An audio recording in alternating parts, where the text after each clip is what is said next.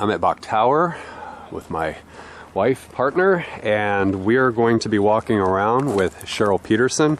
In fact, I'm shooting B-roll right now in my introduction. I've already done the walkthrough with Cheryl, so I like to do that because then I know what happened and I can sort of, rather than just guessing what you're going to experience. We go through, there's a greenhouse facility down there, there are bed gardens down here. We're going to look at some species in Lamiaceae, which are the Conrandina and the Dicerandra, and also the native jujube. There's a lot of work being done there, as well as a few other things. There's the Crotalaria avenensis, the, I've already forgotten the genus, but it's the Hillsborough aster. And so there's a bunch of stuff going on over there. And so let's get going. I'll string this together in sequence, and hopefully you guys will enjoy this. It'll be in multiple chapters too. Conradina glabra. It's in North Florida. Conradina. Nice bed of them flowering away here. And then we'll move over to the Avon Park harebell, which is a native crotalaria. We're looking for them. Here's one starting to flower. Oh, wow.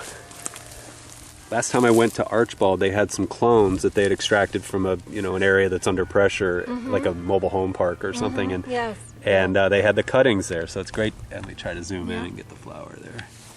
Each of these blue tags are where we planted plants, and they're just starting to come up right now. And when they do, they just start to flower. And all these, by the way, are tissue culture propagated. These are tissue culture, okay. Or cuttings from tissue culture propagated. Oh, okay. As well also. Okay. And we have propagated these every year actually for Archbald, and we bring it to them for introductions, which we're hoping to do again this year. Okay. They'll hopefully take cuttings from that population, you know, that wild population that's disappearing, the natural, and then we'll propagate them and give them plants back for introduction. Okay. Some hand hybridizations to see who can cross successfully to do some more mating system work. Okay. So this is a native Ziziphus, and she was just saying that's, I'm sure you heard that part, isolating the fruit production.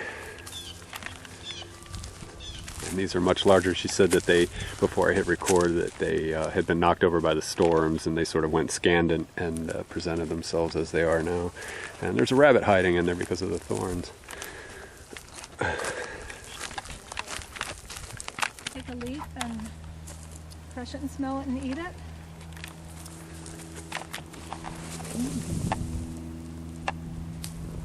It's a little bit different, right? Mm-hmm. Almost a lighter profile.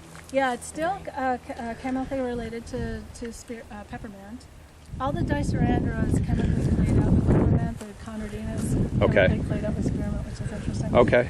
But this is the Titusville balm. Oh, right. Mm-hmm. Again, it's all blend of essential oils.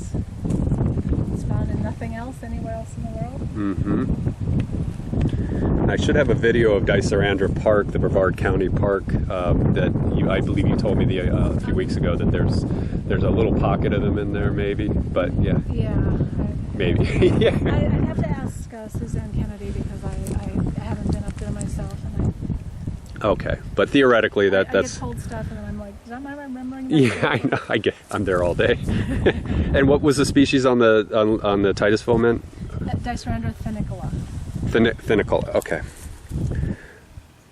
All right. Good to meet it. Good to see it. Because we were at that park a few weeks ago and we kept a casual eye out, but we didn't see anything. Okay, good. So. We're also going to be propagating some of these for Archbald, who's going to be doing more production. Not sure which preserve they're going to be introducing it in, but our part of the project is the propagation. All right. So we'll probably get like 300 or 400 plants to them. No, clones from cuttings, not seedlings. Okay. Because the seed production can be a lot, but the germination rate is really, really low. Okay. So propagation is best done by cuttings. Most of the mints. And this is one from Conradina etnaya. Okay.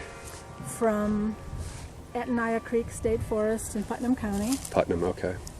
only place in the world this can grow is up in that area, nowhere else. Okay. And go ahead again, take a leaf. Okay.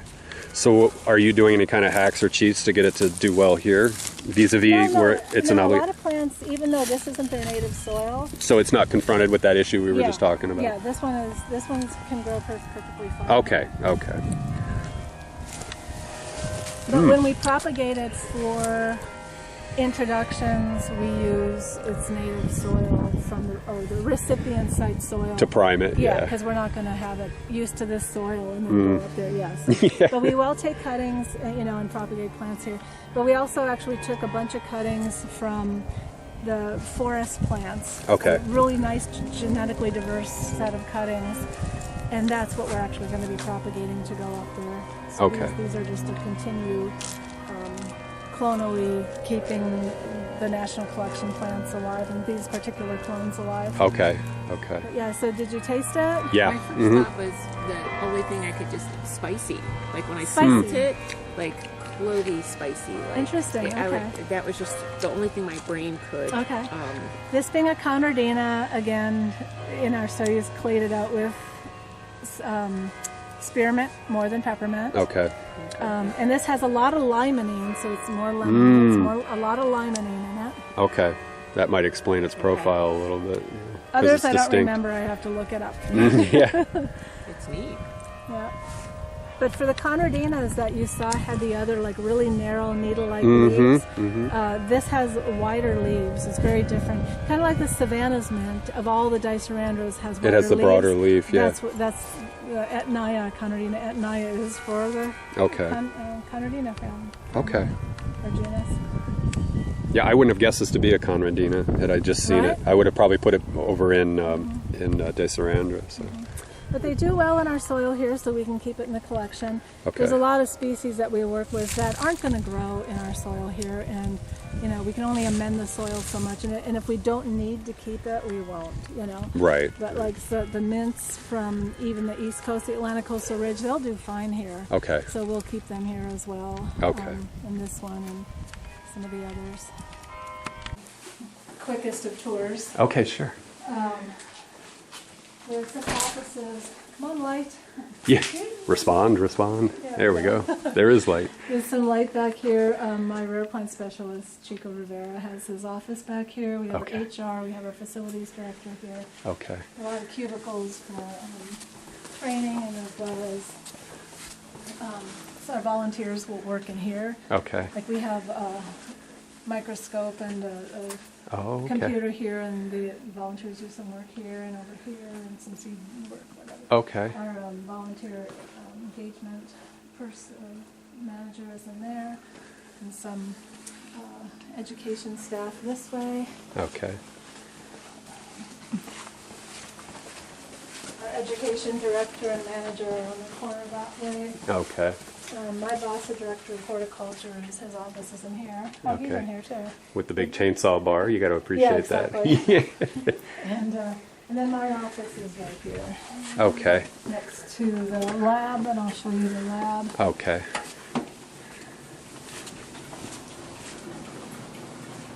So when we first built this building, I got the privilege of being able to design the lab. Okay. And I thought, how do I want to do this, and what are we going to do in here eventually? So that side is set up for molecular biology. We do DNA extraction, some genotyping. Okay. So it's got the thermocycler for PCR, we've got electrophoresis, the autoclaves here. It's just a lot of the basics, but it's enough to do what we need to do, and then we could send sequencing off or do whatever. Okay. So no RNA work, no protein work, it's just all straight DNA work. Okay. Then this side I wanted to set up for tissue culture, and we're gradually getting there. I'll get something, one of those lab shelving that divides it. You could put. I'll probably put something there eventually. We do some propagation under grow lights if we want to do cutting sometimes, so I think I'll bring that down. But we have our tissue culture chamber right here, and right in here, we also do some of our endophyte work, like I'm growing some Ziziphus endophytes in here for DNA extractions. Okay. I'm growing them in malt extract broth, and we also have some growing on potato dextrose agar. Okay. And they have slightly different morphologies, and they can be really, really hard to extract. Wow. Because we just kind of grind the tissue open by hand, you know, with a mini mortar and pestle. Okay. And I'm trying to grow them in liquid culture. Hopefully they'll be a little bit easier to grow or to extract and concentrate down. But we're getting some little dewar flask of some liquid nitrogen on Monday. And hopefully John, our volunteer, will help me do some extractions that way, because that's going to break open the tissue. Because I can get DNA, but the yields are so low that it's like I need more to work with. So we're just trying different ways to deal with the endophytes now, because the goal of that is to, you know, get them to be able to be PCR'd with ITS primers, which can be used for, you know, identification. And so, and then I could get those sequenced, and through the sequence and the BLAST data, NIH database, we can find out what the identification is of them. So we have 2 pawpaws, the 2 Deringathamus pawpaws, and this is the 5th we're doing that work on. Okay. And so that's kind of basically what goes on in the lab right now. Very, very cool. 3 populations of the Ocala vetch. Okay. That grows along the spring shorelines in the Ocala National Forest. Okay. You can tell it was really hard to get volunteers for that trip. Oh my gosh, yeah, kayaking adventures. Yeah. Poor guys and gals. Yeah, so that helped us find a lot of good information. So Uh-huh. kind of commemorates the first project from the lab that way.